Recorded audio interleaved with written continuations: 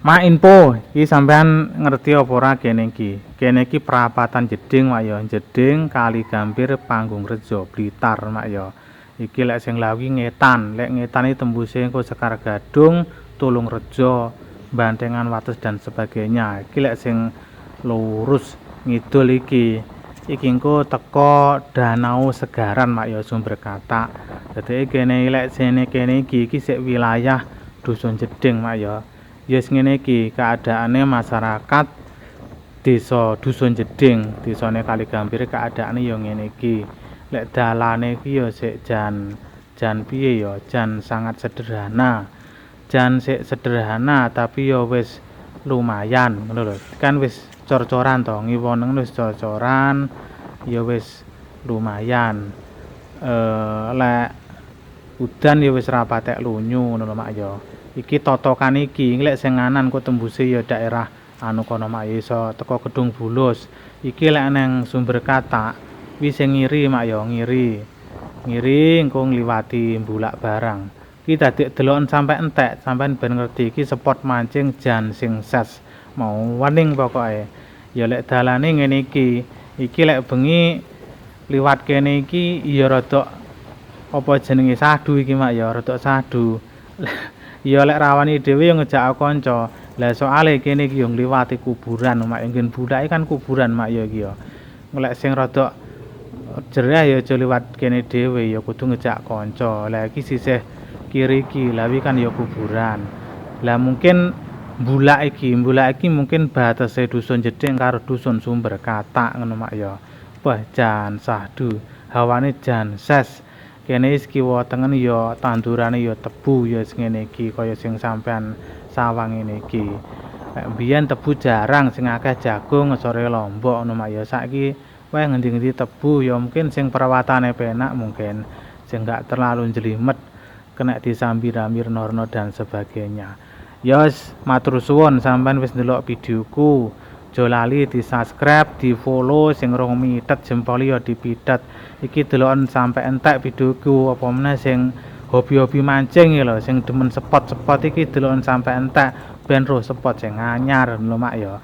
Aja lali dibuka keranjang bione diendangi, isine pakaian dalam, sempak, kathok, bea dan sebagainya ning kono ready ya Mak ya.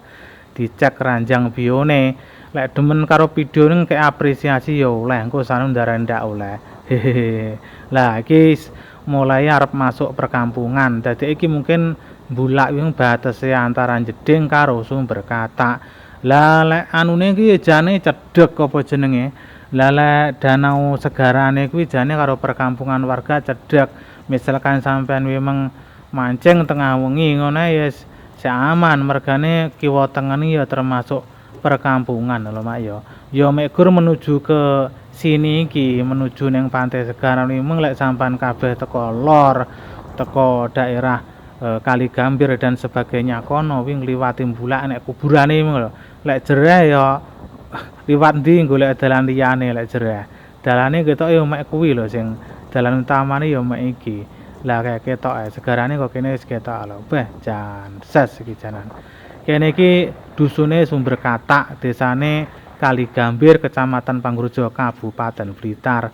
Lek bingung ndelok videoku iki ra roh ya buka map ae Danau Segaran kok kira-kira ya cethuk wisan. Lek keadaane ngene iki, kondisine ngene iki, kan cedhek to karo perkampungan warga kan cedhek.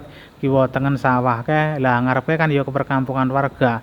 Wirono terus ngono wi omah sik akeh, bahkan yang kono nek sekolahan SD barang, SD Sumber Katak. Nah, lha iki sampean bengi mancing nang Sorwit Kambil iki jan sahdu to wisan. Lah kaya ora arane wong loro lah karo ngerokok karo apa jenenge mancing karo nek kopine jan ses tenan wisan. Lah mening hawane amba iki kirae sing akeh ketoke kutuk nang kene iki. Iwake ketoke kutuk. Ya njajal dicek dhisik, dijajal niarene sik haup apa ora. Soale aku karo mancing ya ora pate hobi Mak ya. Ngene ya mek gur info kome wong-wong kuwi ngono lho. Mening.